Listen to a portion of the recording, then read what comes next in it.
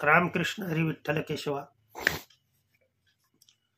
गज करणं असं आहे, लक्षात ठेवा. झोप तर येऊ देत नाही काय, आणि अनेक माणसातून हे उठवतं आणि खजवायला होतं. मग ते कुठल्याही भागाला असेल, कपाळावर असेल, कधी गालावर असेल, हातावर असेल, पायावर असेल, अवघड जागेला असेल, काकेत असेल, कुठेही असू द्या आणि कसलंही गजकरण असू द्या, जालिम उपाय मी सांगतोय. माझे सर्व व्हिडिओ हे चॅनलवरती असतात.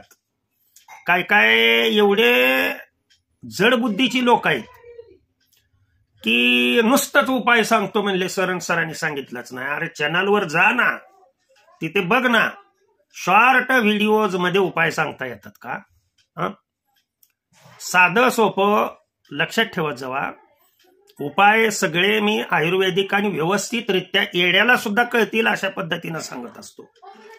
कारण व्हिडिओ माझे सर्व गोरगरीब जनतेसाठी, की ज्यांना जे खूप लांब राहतात, दवाखान्यात येता येत नाही, त्यांच्यासाठी रानातली कामं ही ज्यांना आहेत, आदिवासी भागामधले लोक आहेत, यांच्याकडे सर्व वनस्पती म्हणजे उपलब्ध असतात. आणि त्यातल्या त्यात ज्यांना आयुर्वेदाबद्दल प्रेम आहे अशा व्यक्तींसाठी ही माहिती सांगत असतो. तर मी चौरस कसा तयार करायचा त्याचा व्हिडिओ अपलोड केलेला आहे.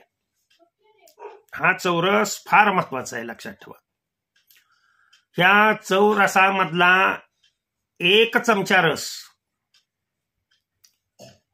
1 चमचा कडू लिंबाचं तेल, कडू निंब म्हणतोय मी, मिळतं बाजारामध्ये तेल, आणि 1 चमचा करंज तेल, हे तिन्ही एकत्रित करायचे. चांगले खलून एका छोट्याशा डबीमध्ये भरून ठेवायचे.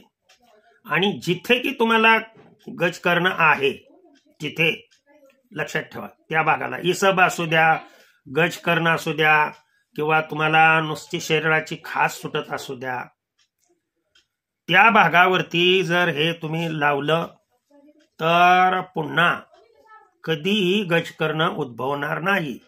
उद्भवलं की हा आत्ताच सांगितलेला साधा आणि सोपा उपाय करायचा. चौरस कसा बनवायचा आणि तो वापर कसा करायचा याचा व्हिडिओ मी अपलोड केलेला आहे.